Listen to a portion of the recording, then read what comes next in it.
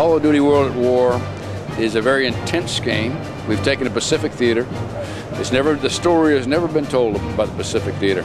You know, we had a lot of guys come to us and say, why are you going back to World War II? And we said, you know, we're not going back.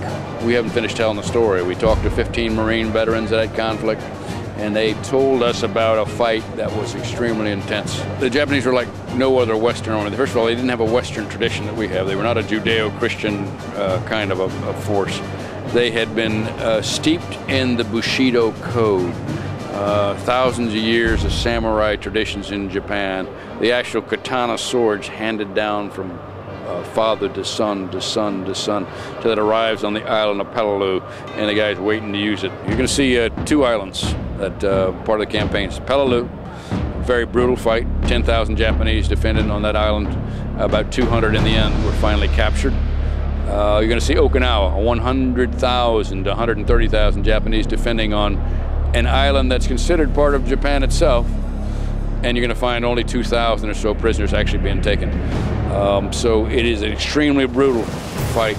Every inch of ground has got to be fought for, and the legacy of honor and courage is what the service of the United States Marine Corps was in World War II is going to be brought very clear in this game. Today you're going to see the PC co-op, and you're going to see 360 co-op being played. We've got these two engineers that are fanatics. And they've done the physics of what water would be like. So they played with it. So when you have a guy shot, the buoyancy of the body is actually figured out in the physics of the water. Likewise, they've taken the ballistic energy of the rifle round going down through the water and figured out how far that goes before you lose the ballistic energy. It's not going to penetrate. Yeah, we talk about the intensity of the Japanese campaign, but the European campaign, as the Russians closed in on Berlin, had that same level of intensity. You know, first of all, there are people say, hey, you